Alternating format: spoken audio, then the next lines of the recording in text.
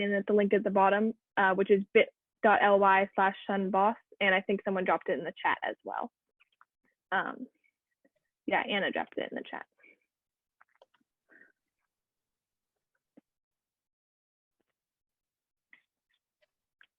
We also encourage you to take a moment to take a selfie with the hashtags Earth Day 2020, Earth Day Live, Earth Day, and Earth Day Boston, and we'll repost them if you tag Sunrise Boston as well.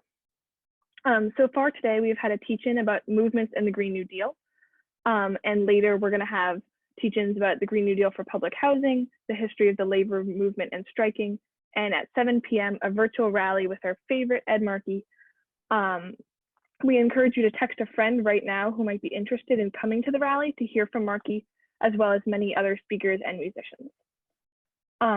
We also want to acknowledge that today is the 50th anniversary of Earth Day, and because of the circumstances, we can see clearly the interconnectedness between climate change and systemic inequalities. This pandemic has cost communities jobs, health insurances, and small business. We talk about flattening the curve, but we don't talk enough about an equitable recovery for all who have been affected. Economic justice, racial justice, social justice, and environmental justice are so interconnected, and the dual crises of COVID-19 and climate change are showing us that daily. We need a people's bailout, Medicare for all, and a Green New Deal, and only with all three of these will we begin to recover from these crises in an equitable and just way. Our very own Sunrise School is an online community where we are building the tools to confront the crises we currently face. At Sunrise School, you can build connections with other young people, learn about the crises we are facing, and take action together. The link at the bottom, sunrisemovement.org, is where you can sign up. It's run through Sunrise National. Lastly, just a couple more notes about Zoom. Zoom bombing is real, it's a possibility, but we have a tech team who will deal with anything that comes up.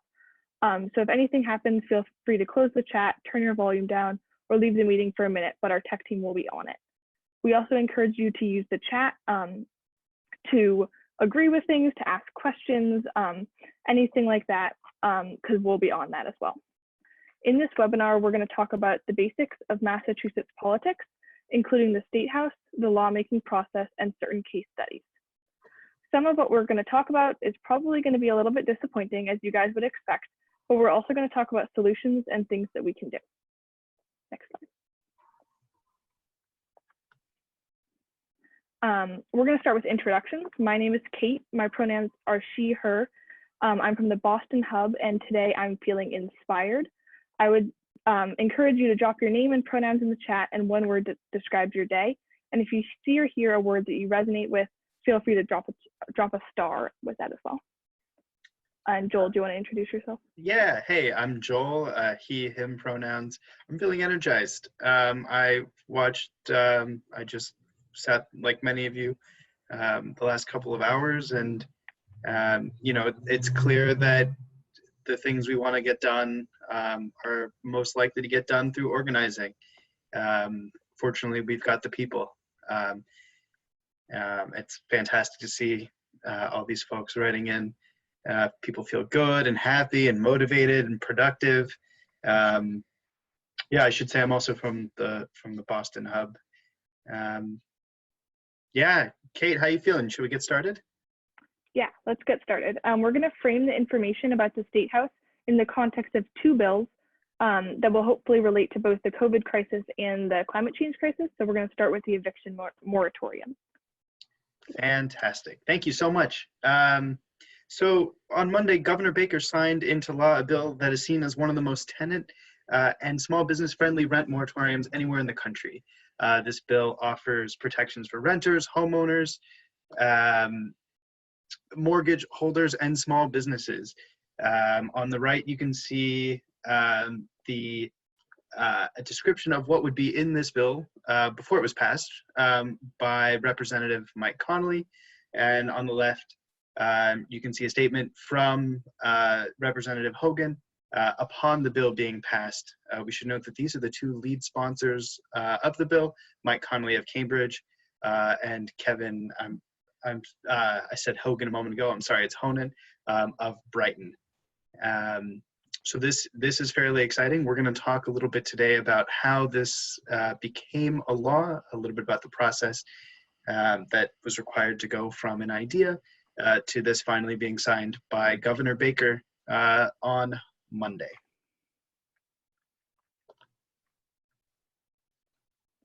The next bill we're going to talk about is the 100% renewable energy bill, which has many different facets, the main being 100% renewable electricity by 2035, which is a huge change from the old date of 2095.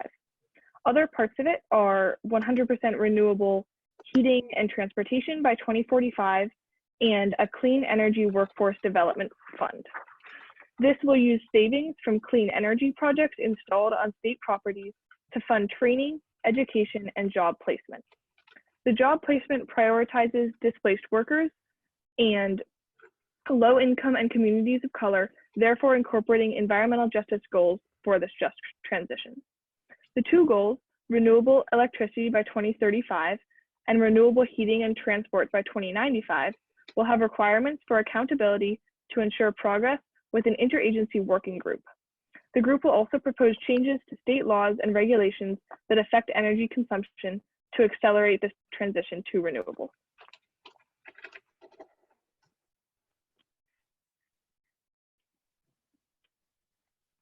Before we look at the paths and roadblocks of these two specific bills, let's look at the Massachusetts State House as a whole.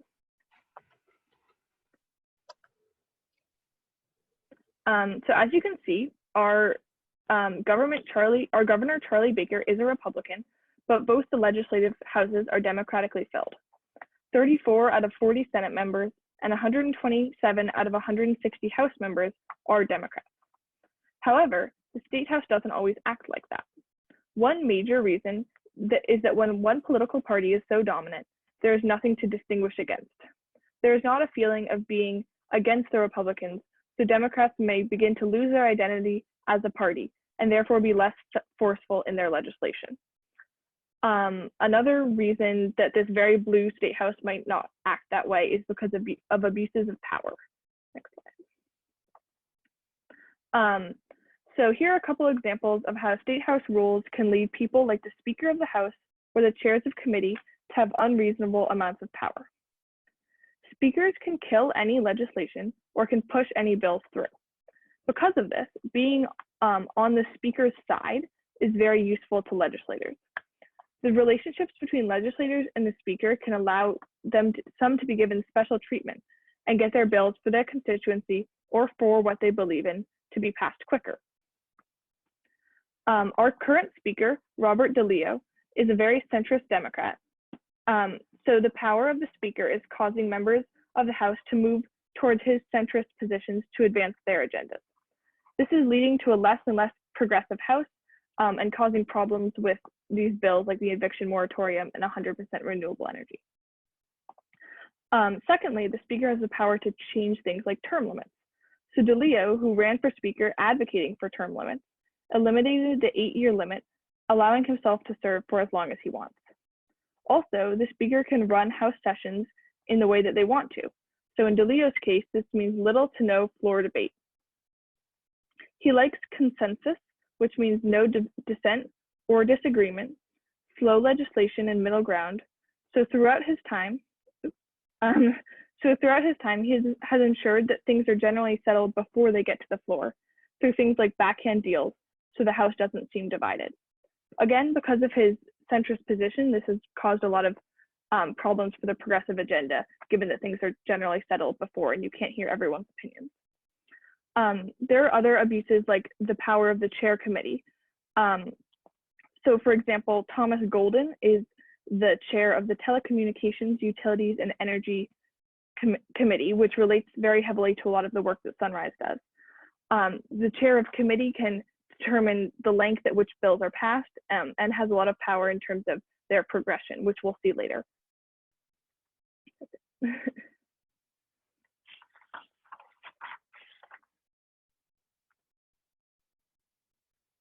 You're muted, Joel. Thank you. I thought I would do that. Thanks, Kate. Thank you for that introduction to the who of Massachusetts government. So let's talk a little bit more about the what. You may all be familiar, some of you may be familiar with a Schoolhouse Rock episode. Some folks that might be way too far in the past for some folks to remember, but there's a Schoolhouse Rock episode where there's a scrap of paper, a sad scrap of paper as he calls himself, just a bill sitting on Capitol Hill, biding his time in committee until he becomes or does not become a law. And of course, that talks about, our federal government, that talks about a bill that might be passed by a federal Congress, but we've got a bicameral system here in Massachusetts as well that Kate just described and had a great diagram of. Let's talk very briefly about that process of becoming becoming a law from a bill. Well, first we'll start with an idea.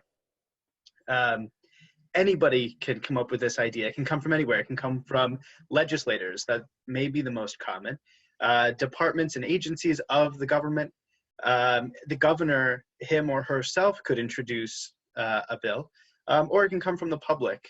I believe a member of the public who wants to introduce a bill needs some sort of a legislative endorsement, needs somebody to be a sponsor.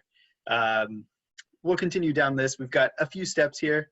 So a petition is filed next to a bill. The petition will include the text of the bill, and the petition will be filed by whomever is responsible for filing it to the clerk of either the House or the Senate, whichever of the two the bill is introduced to. The bill is then sent to a committee of legislators who will discuss the merits of the bill. They might recommend some changes. They might also decide whether that bill ought to proceed in the process of becoming a law or not. Once a bill, if it is agreed by that committee that that bill ought to continue the process of becoming a law, it is subject to a process known as 3 readings.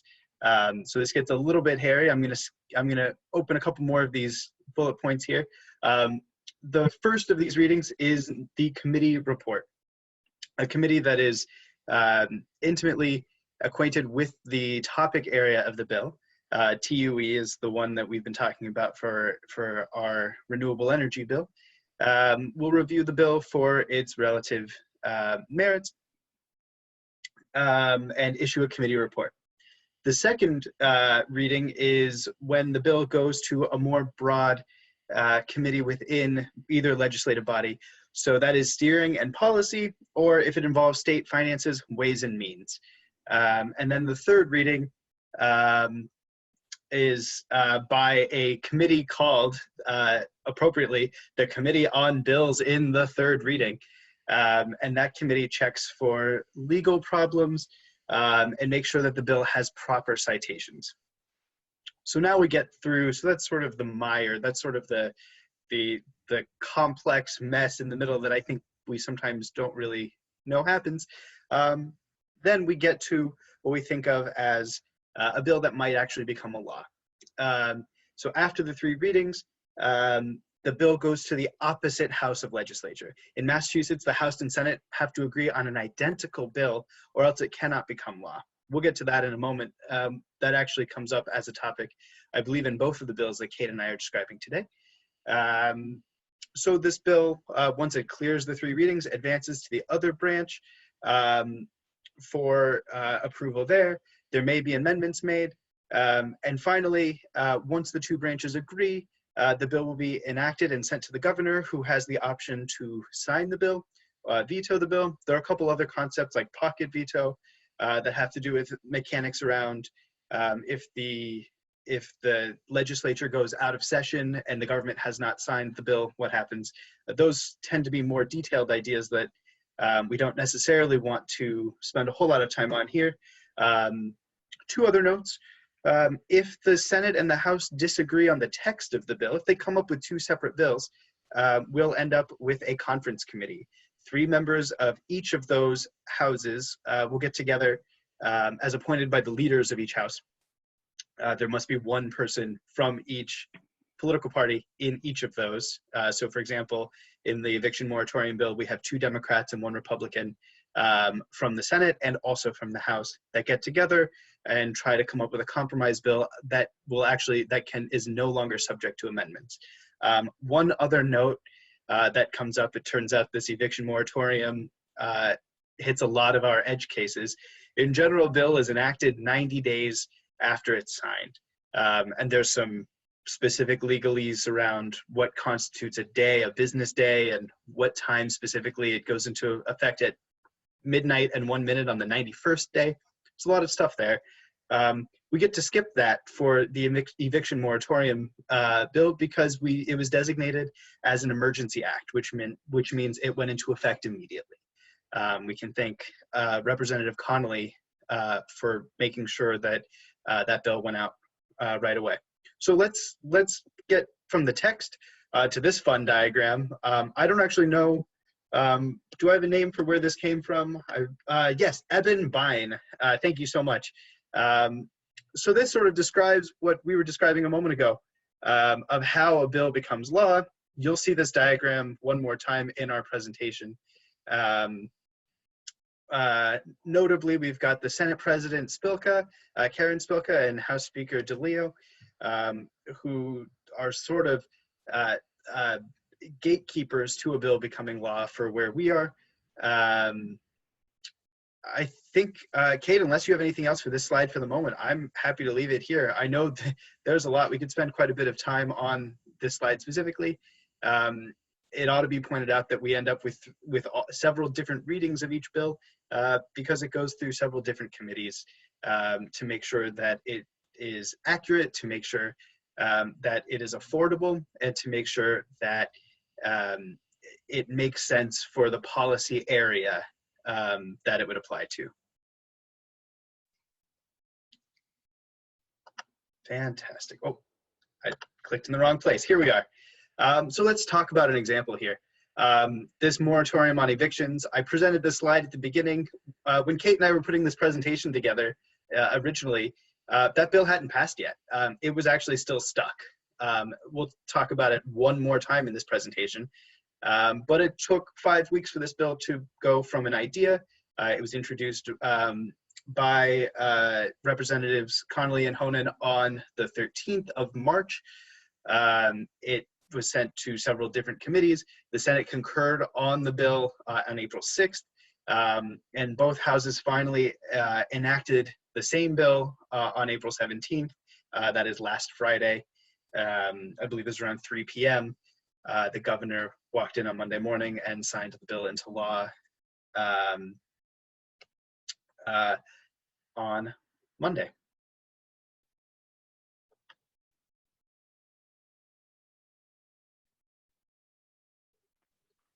Joel, there was a question in the chat about the substance of the bill. Do you want to answer that before I move on to renewables? Yeah, for sure. Let's see. Let's answer a couple questions if you don't mind, Kate. I see from Rose Hansen in the Q&A feature, would this bill to law process be the same on the town level? I don't actually know. I know that some larger cities, this is not even Massachusetts specific, will actually have a full city council, and I believe they will also have subcommittees. I don't believe even very large cities will have a sort of a House and a Senate kind of chamber. I know that smaller towns have, I believe they're called selectmen. I don't know if that's the most, I don't know if that's the 2020 term we use for that board of leadership. But there are folks that some of them are even, often they're not even full-time employees of the government. This is just one of many hats they wear. And those are folks that will eventually make decisions on what happens in the city. They're of course, I'm sorry, the town. They're of course elected, but in some towns, if your town has 200 people or so, it doesn't necessarily make sense to have a city council if 9 or so elected full-time folks. I see in the chat there are town meetings. Paul is telling us that his town calls it a select board. Kate, can you point me to this? Was that the question you had seen? And Isabella says that her town has a board of selectmen. there was a question in the chat about what the actual substance of the eviction moratorium bill was from Rose, and about how it was able to get through the government, or for the governor.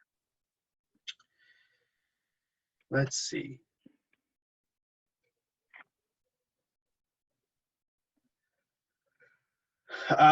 Great question, Rose. So Rose's question is, what is the actual substance of this bill, and how is it able to get through the government so quickly? I believe the government is in the state government is currently in an informal session, which I don't have a lot of details on that. I believe that means some number of rules as to when meetings happen and when certain deadlines happen are currently suspended. I don't actually know that 5 weeks ought to be considered a short amount of time. My understanding is that less controversial bills are easier to take up early in a legislative session because it looks like easy wins for the representatives, and they can go back to the folks that they represent and say, look how great of a job I'm doing, which is only maybe appropriate, much as we might like them to weigh in on some of these harder questions like the renewable energy bill. The actual substance of the bill, I'm certain we can get you some text on it, the specific text. In fact, Representative Connolly put it on he has a website that he posts any number of his thinkings. But in fact, we had a slide earlier on. Why don't I bring up the slide again at the end of the presentation? Do you think that's all right, Kate? Definitely, and we'll be giving the slides out at the end. There's absolutely a graphic that has about 10 specifics that we can go over. And Anna has pointed out that we're recording this, so we'll circulate the recording too.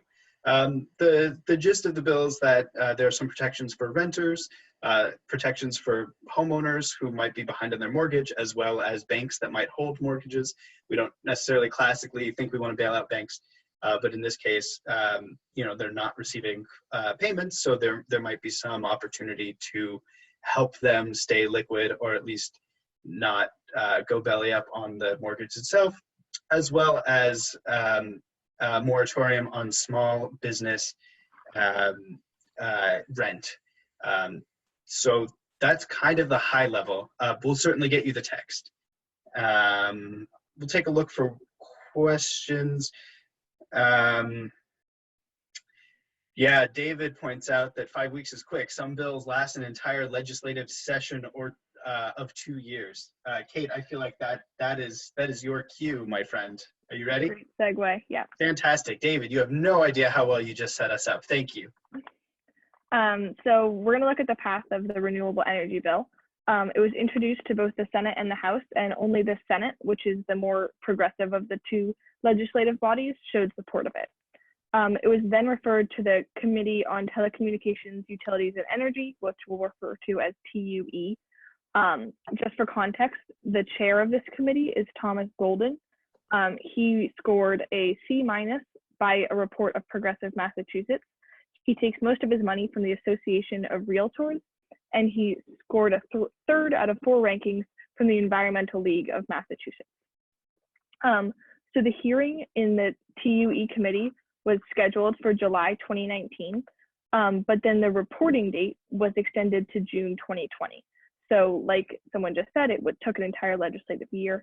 The reporting date is when the committee reports to the general court the results of its findings and its recommendations.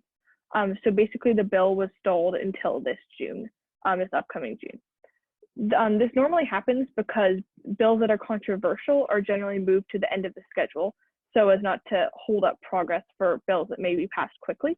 But this bill has 102 sponsors, so like 102 people are vocal supporters of this bill. So what we would ask is it really controversial?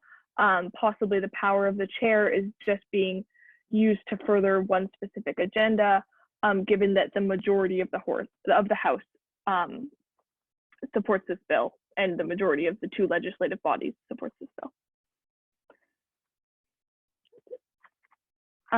So we've gone through a couple issues with the legislative process in our previous slides. Now we're going to dive deeper into 3 of them. We're going to go over roll call versus voice vote, the conference committee body and the ideas of corruption, integrity, and power in the Massachusetts State House. That's it. Fantastic. Thank you, Kate. So, like Kate said, we're going to start by talking about roll call votes versus voice votes.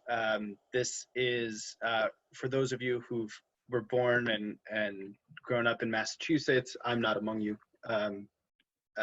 but this might be a big wake-up call for how your government works. The TLDR here is that it is not necessarily the case that your state representative has a voting record that you can go look up.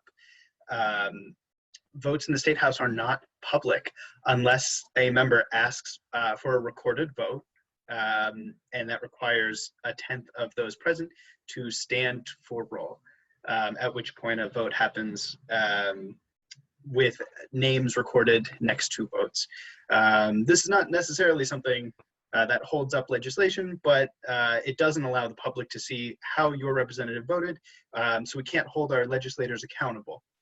Kate just described 102 supporters, sponsors of a bill that ought to require 100, in a body of 160, it ought to only require 81 to pass, and yet it hasn't passed. This is perhaps not uncommon for a bill to have enough folks signing onto it as co-sponsors and for it to pass just with co-sponsor votes alone. And yet it doesn't pass. This is maybe the most astounding fact in our presentation, as far as I'm concerned. So we're going to talk now about the Voters Deserve to Know pledge. This is originally written by a group called Act en Masse, which is a very good pun, if I can point that out. These folks they are interested in how to make our state government better. They tweet fairly often on goings on in the State House. Definitely worth a follow. So this is the pledge. And I'll tell all of you that about 15 members of the state Senate and the State House have signed this out of 200. So it's fairly minimal, but we think it's impactful. The Sunrise Movement has also endorsed this pledge. So the first is to make all committee votes publicly available upon request. We talked a moment ago that committees have an outsized effect on what happens with a bill. A bill could be killed in committee that otherwise might have passed, and we might want some some transparency into what happened with that bill. Second, we'd like legislators to make all votes public on committees for which they are chairs. This includes just sort of investigations on bills like this. And of course, the third point here is to stand for roll call when a member asks for a recorded vote. There are plenty of reasons not to have a roll call vote. There are times when it might look better for legislative unity to voice vote through something that would be, something that would pass very easily.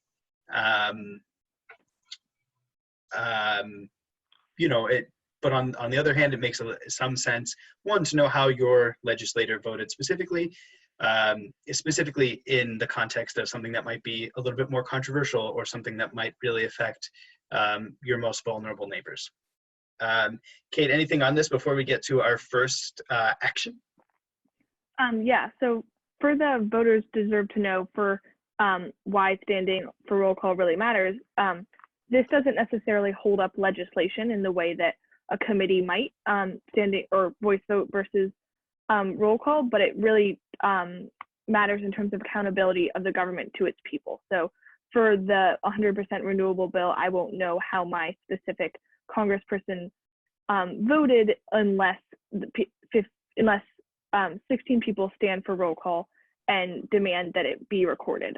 So in terms of voting people in, voting people out, roll call really matters. You can see if your elected officials are really representing you. Orly asks in the chat, what's a voice vote? I'm very sorry to have skipped over that. A voice vote, for all purposes, is the opposite of a roll call vote.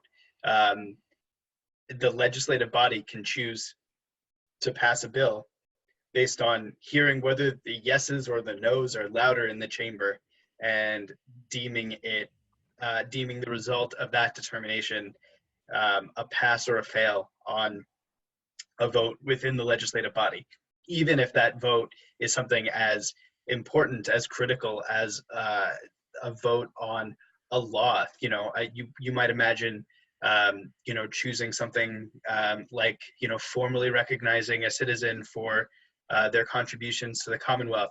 That might be something that, isn't super controversial, and a voice vote might be appropriate. The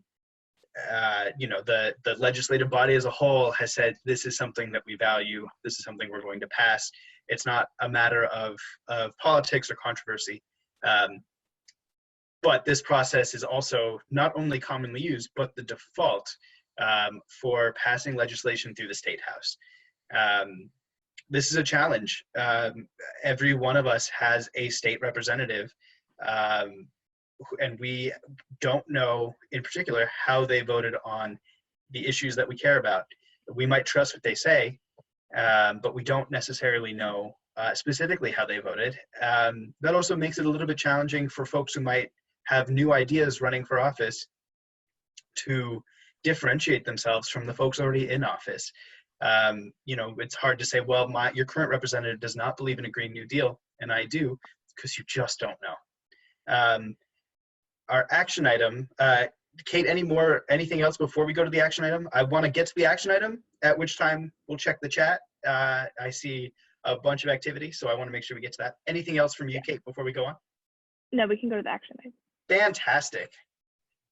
So we're at the first of our two action items, and we'll leave this for a moment. We're asking those of you who are on Twitter to send a tweet to Senate President Spilka and Speaker DeLeo to support the bills that you see on the screen.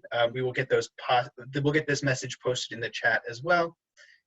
Since noon today, we've been doing a Twitter lit drop, I believe is what we're calling it, to try to get some attention to these issues.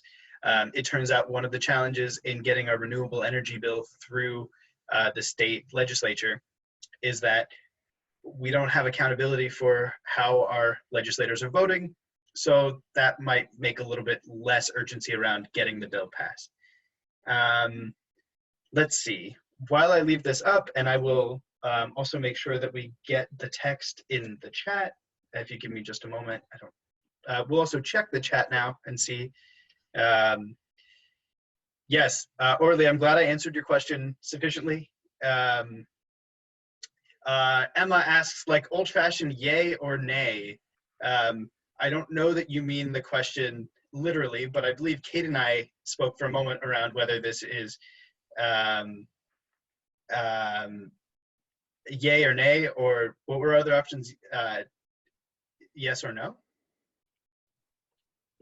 Yeah, there's two different ways that people, legislators will answer in terms of yay or nay or a or no. But in general, the question just being yes, it is like in ancient Greece and other places where people just say it out loud. And it is very old-fashioned. Someone asked about the official justification, and I think that also lies in the history of it. It's been around for so long that it's just kind of kept as a custom, and also for bills that are maybe unanimous or almost unanimous, it's just quicker and easier and things like that. But we also know that it helps for speakers and chairs to show perceived unity when that might actually not be the case. We'll leave this for just a moment longer. Two more notes from the chat. Ariella points out maybe add House before Speaker DeLeo. If that fits in the tweet, you can see that I have 19 characters remaining on my tweet here. Definitely fit that in. We were actually asked to share this verbatim, but I think that's a reasonable clarification. A question from Emma. Should we tag the two people? Do they have Twitter accounts? The Twitter accounts are actually at the bottom of this slide. I know this slide has a couple too many things going on, but we've got Karen Spilka is her account, and Speaker DeLeo is his. Drew says to the hosts of this chat, please drop your Twitters so we can follow. We're happy to do that at the end.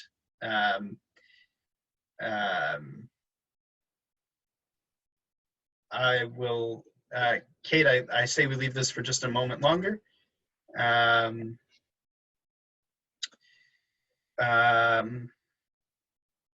Sarah asks, are committee records, transcripts of committee meetings accessible to the public through request?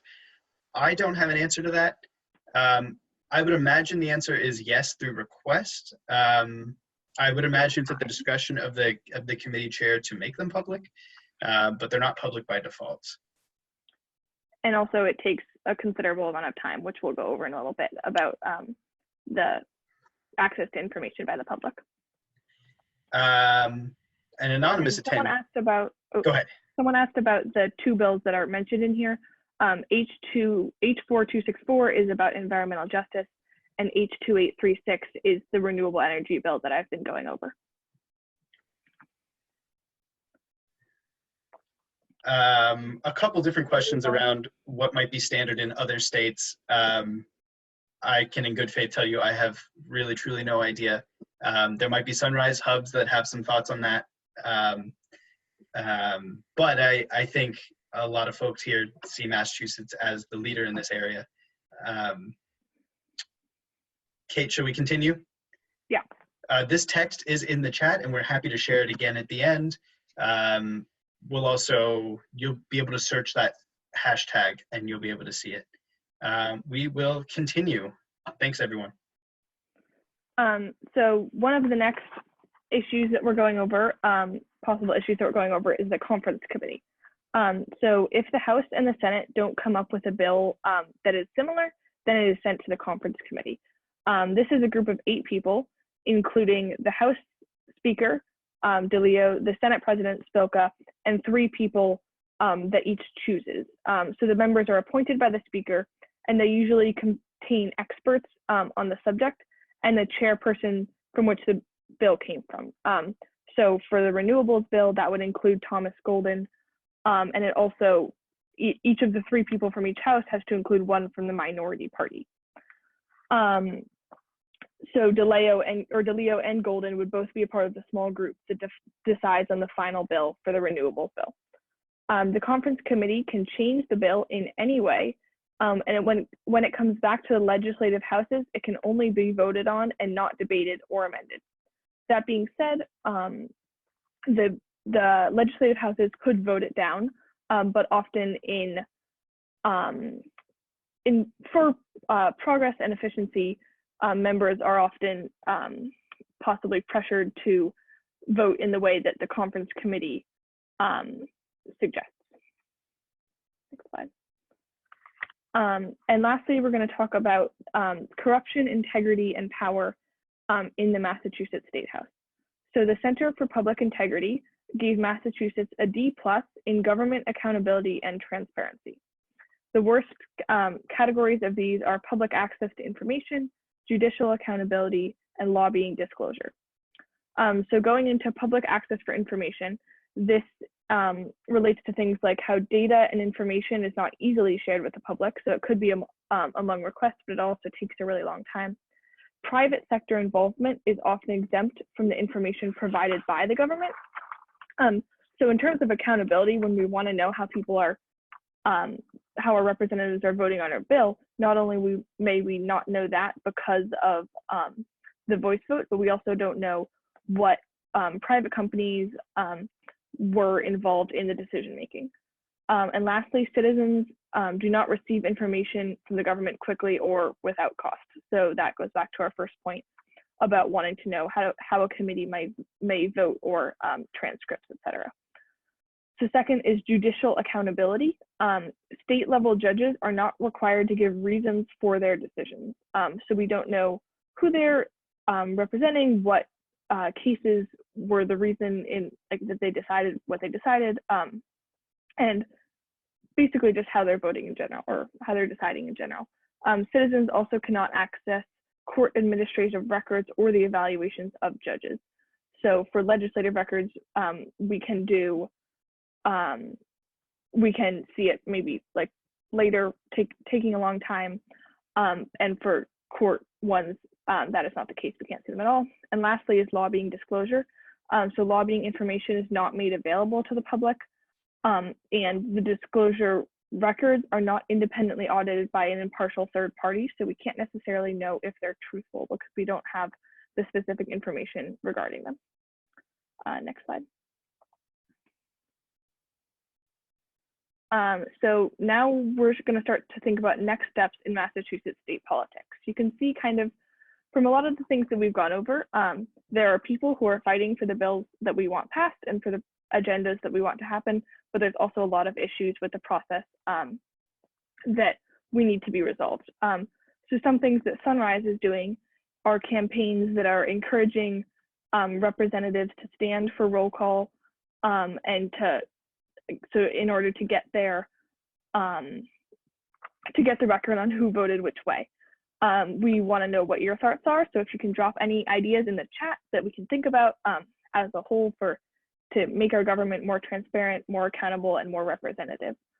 We also wanted to just plug the next Sunrise Full Hub meeting is on May 1st from 5 to 7, and you can really get involved that way. We'll get the RSVP link to that Full Hub meeting dropped in the chat. Some interesting activity in the chat I see from Judith. Rhode Island has a live board during votes to show how each member voted. That's incredibly exciting. I wonder if that's for your state house or for some sort of a city level government, but I certainly think that's a great way to have an idea. For your Senate. Oh, very cool. Kate, they've asked us to share our Twitter accounts. Are you good doing that? Yeah, I can put mine in the chat. I also put it on the slide. If I undo and redo, give me just a moment here. If I stop presenting and then start once more, it ought to be on. Did it take us to the beginning? No, this is the second to last slide. We're going to have one more power hour action. Fantastic. So folks, yes, just like Kate said, we have one more action for everybody. We're going to spend about 5 more minutes on this slide. So if you guys have, again, any more thoughts about Massachusetts state politics, transparency, accountability, this can also just include things like if your representative refuses to sign the act on mass pledge or refuses to stand for roll call, maybe you know of someone else who is running, not being afraid to change it up, for lack of a better word. Drew asks in the Q&A, could you talk a little bit about what credentials might be required or encouraged to run for state rep? I don't have a good answer to that. I will note, probably should have noted this as a disclosure earlier, that I'm volunteering with a campaign for state rep for a non-incumbent against an incumbent who's seeking office, and our challenge for the moment is getting signatures. I believe it's necessary to get signatures and to hold some amount of, you have to live in the area in which you're running. There might be an age requirement, but I believe that's a matter of, my guess is there's state law around that. I'm gonna indicate that one as answered. They give us, I do technology every day and this is still astounding. I have a question that I'll ask Kate to answer if you are comfortable, from David. H2836 has 100% renewables by 2035. Doesn't the Green New Deal have that goal for 2030? Yes. Just to clarify, it's 100% renewables for electricity, and Massachusetts is not quite where we want them in terms of what the Green New Deal is focused on, but it's certainly better than our old goal, which was 2095. And we also just want to mention that it comes out in stages. So the renewable heating and transportation would be required by 2045. So again, not quite as quick as the Green New Deal, but definitely a step in the right direction. Drew asks for a link in the chat. I'm not sure what link he's talking about, so I'll ask him to clarify. I see David telling us that Massachusetts, New Jersey, and other states have scoreboards that display vote results in real time. I don't imagine that he means Massachusetts. Maybe he means the Massachusetts Senate. Although I don't quite, my understanding is this is more of a House level issue than anything else. Looks like we have some agreement that here's a question that I just want to make sure. I'll do my best to answer my best understanding of the question. Jared asks, is there any way in the election cycle for votes to become public? My understanding of that question is there any way for us to vote as a populace to force these votes to be made public? I guess my guess would be that would require an amendment to the state constitution. I would imagine that rule about voice vote versus roll call vote is a matter of the rules of the House or the Senate that those bodies actually agree to at the beginning of each legislative session. You know, they agree to time limits on how long they'll speak, those sorts of things. And I imagine that's just sort of a vestigial rule that's been there for a very, very long time.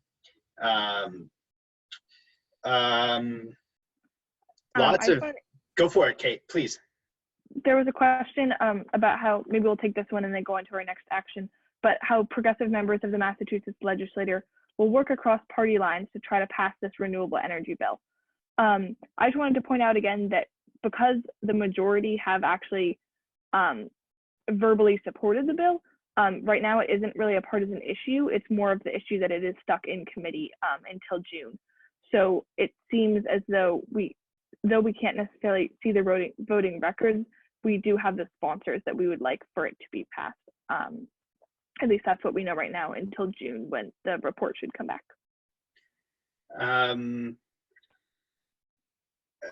I think, thank you all for these questions. I think we're going to leave it here for the moment. We've got one more action for you. And of course, Kate and I are still here to answer questions. The Sunrise group as a whole, we're thrilled to have you today. Somebody asked in a private message to me how many participants we have. I believe we capped out at 68 and we're currently at 59. I'm pretty excited about that. So looking forward to seeing Kate's name on a ballot coming very, very soon, hopefully. I don't know what she's running for, but I've nominated her. You've heard it here first. Our last action of the day. Fantastic. Boy. Kate, do you want to take this? I actually haven't seen this till now, but sorry, this is mine. I'm sorry.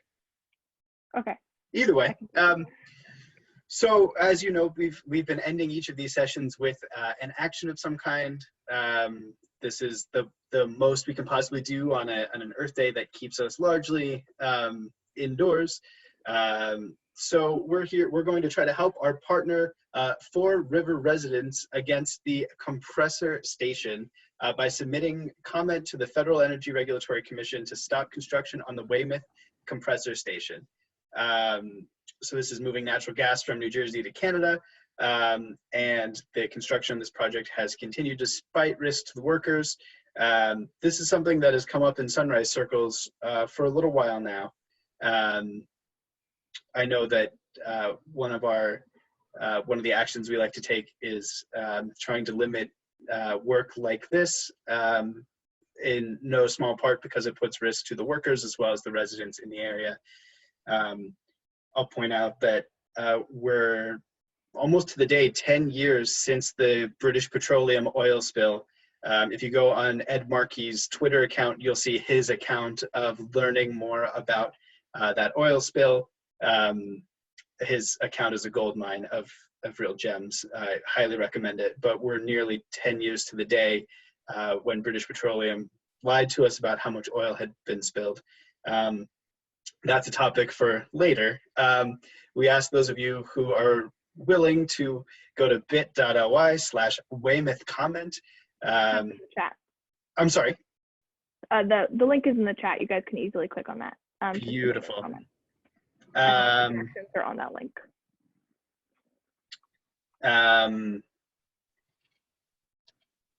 So we ask those of you who are willing to go to that link and submit a comment telling, where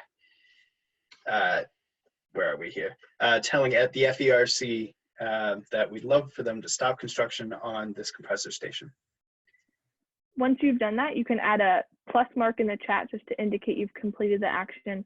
Also, if you were at the last presentation, you could see that while members of our government are supporting the renewable energy bills that have been passed, like multiple parts of them, they're still encouraging construction on this to happen. So it's kind of been happening at the same time and is really contradictory in our mission to obviously get a Green New Deal for Massachusetts and to stop these crises that are occurring.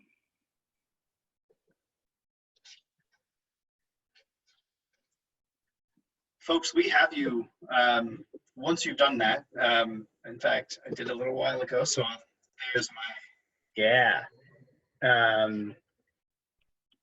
Kate, your plus just went to panelists, but Kate submitted this a little while ago.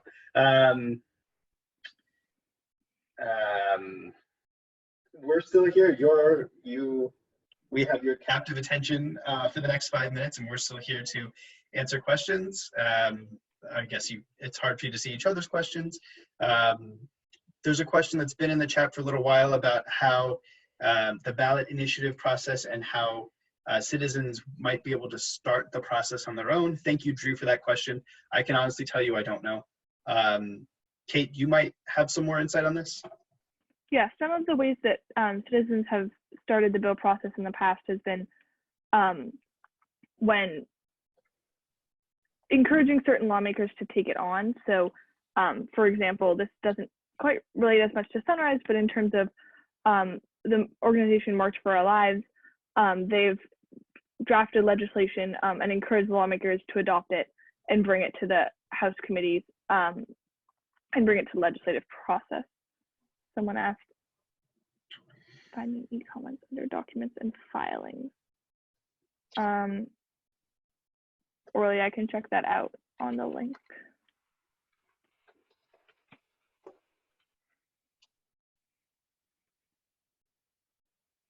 Also, if you can't complete this action now,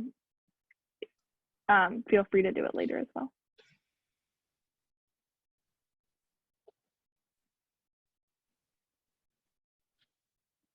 I wonder if they shut us down. I wonder if they're tired of hearing from us.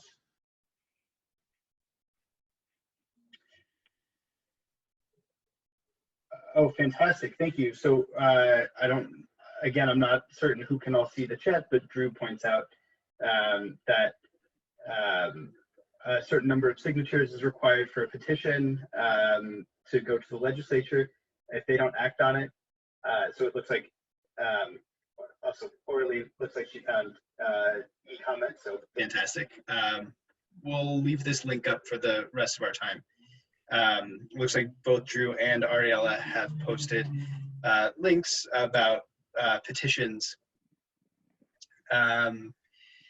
So it turns out, it looks like you need 3% of the votes from the last governor's race to get it into the legislature. And if they don't act, you need 0.5% of new signatures to put it to a ballot question, which would, I don't know if that would be subject to the same reconciliation process of the House and the Senate agreeing on the same bill. I guess not, since you've subverted that whole system at that point. But that's fascinating. This actually leads nicely into Rose's question. What would be your best advice as to what we as citizens can do to promote this legislature? I can take that, Joel, if please. you want. Yeah. So in terms of legislature, like the 100% renewables, our main goal right now is trying to see who votes which way so we can know which lawmakers we have to press. One of the main goals of Sunrise is doing that. So we're currently talking to our own representatives and asking them to stand for roll call when really important votes like this come up for things like climate bills and emergency relief bills and things like that. So again, come to our Sunrise Hub meeting next on May 1st, but we have a lot of initiatives to try to get our lawmakers to show us how they're voting. Just a clarification from Ariella. If a citizen petition ends up on the ballot, voters will get to vote on what it looks like would be the original text that was written by the petitioners. I guess if that's a big risk to members of the legislative bodies, they would probably need to interfere. Yeah, and this a similar answer to Rose's question to what Kate just gave. What can we do about this? Figure out who your representatives are and what they support. If your representative isn't willing to take this pledge, ask them to do so. Maybe put a little bit of pressure and let them know that it really matters to you. Maybe cite some of the things that are in these slides. Definitely participate with us in Sunrise. We could really use your help. This is an important bill. This might be the most important bill as far as Sunrise Boston goes. We need your help getting it passed. And if your legislator doesn't want to sign this transparency pledge, consider finding representation and supporting representation that might. On that note, I think we're probably going to move to the Green New Deal on public housing teach-in, which is happening right now at 3 o'clock. So we encourage you to stay on for that, and we'll answer your questions. I think we're taking them down and we'll answer them in a follow-up. We really appreciate y'all being here. Thank you so much. It looks like I think Anna will be taking over.